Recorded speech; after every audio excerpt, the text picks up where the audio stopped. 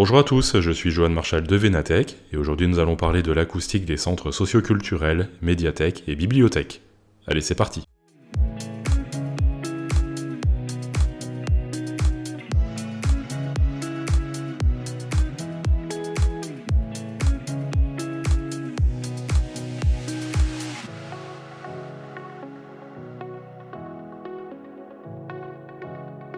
Les centres socioculturels et médiathèques ne sont plus aujourd'hui des lieux de silence absolu. Accueil coin jeunesse, salle d'animation ou encore espace lecture cohabitent souvent sous un même toit, ce qui fait de l'acoustique un enjeu central. Protection au bruit extérieur, séparation des ambiances entre zones animées et zones calmes, ou encore maîtrise de la réverbération dans des grands volumes font partie des problématiques courantes. Que dit la réglementation, comment se déroule une étude acoustique et quelles solutions existent, c'est ce que nous allons voir dans cet épisode. Il n'existe pas à ce jour de texte réglementaire dédié au confort acoustique intérieur des espaces culturels. Il existe cependant un cas particulier, celui des bibliothèques ou CDI intégrés à un établissement d'enseignement. C'est alors l'arrêté du 25 avril 2003 qui s'applique, qui comprend des exigences chiffrées en termes de durée de réverbération, d'isolement entre locaux et de niveau de bruit des équipements techniques. Pour ce qui est des centres socioculturels, médiathèques ou bibliothèques municipales, les acousticiens s'appuient sur des normes volontaires, comme la NF ISO 22955 sur la qualité acoustique des espaces ouverts, ou encore le guide Concevoir et construire une bibliothèque, publié avec le soutien du ministère de la Culture. Et comme pour tout équipement recevant du public, la protection du voisinage reste de mise, notamment lorsque la médiathèque prévoit des animations ou de la diffusion de musique amplifiée, ou encore si des équipements techniques bruyants sont disposés à l'extérieur du bâtiment. C'est alors la réglementation relative à la protection du voisinage, intégrée au Code de la santé publique, qui s'applique. Vous pourrez découvrir toutes ces valeurs réglementaires dans notre article dédié sur venatech.com. Pour ce qui est du déroulement de l'étude acoustique, deux contextes sont à distinguer, la conception d'un bâtiment neuf et l'intervention sur un bâtiment existant. En phase de conception, l'acousticien intervient dès les premières esquisses, aux côtés de la maîtrise d'œuvre. Il commence par qualifier le programme espace par espace. Accueil, espace de lecture, coin jeunesse, salle de travail, auditorium éventuel, etc. En l'absence d'exigences réglementaires dédiées, il propose des objectifs différenciés par zone, en s'appuyant sur les usages réels envisagés par le maître d'ouvrage. Les grands volumes, hall, plateau de lecture, atrium, font l'objet d'une modélisation 3D dans un logiciel d'acoustique architecturale pour tester différents scénarios de traitement absorbant avant tout engagement de travaux.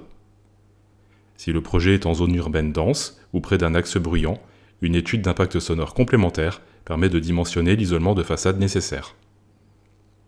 Et sur un bâtiment existant, la démarche s'appuie d'abord sur un diagnostic sur site, mesure de durée de réverbération, de bruit de fond des équipements techniques et des isolements existants entre zones sensibles.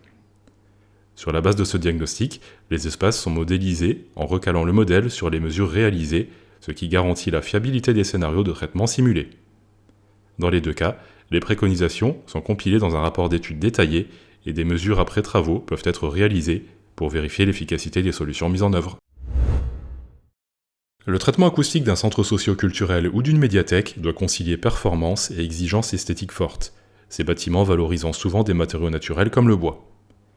Pour la correction des grands volumes, on retrouve des dalles ou panneaux absorbants en plafond, des îlots ou baffles suspendus au-dessus des zones de forte fréquentation et des panneaux muraux perforés en bois ou en fibre naturelle.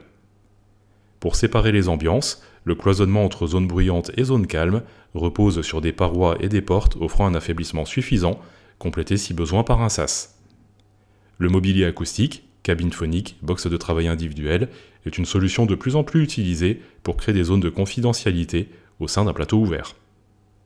Pour les sols, des revêtements résilients, comme la moquette ou le linoléum sur sous-couche, limitent les bruits de pas et de déplacement de mobilier. Le bruit de fond des équipements techniques est maîtrisé par le choix d'équipements appropriés, des silencieux sur les réseaux aéroliques et l'éloignement des machines les plus bruyantes des zones sensibles.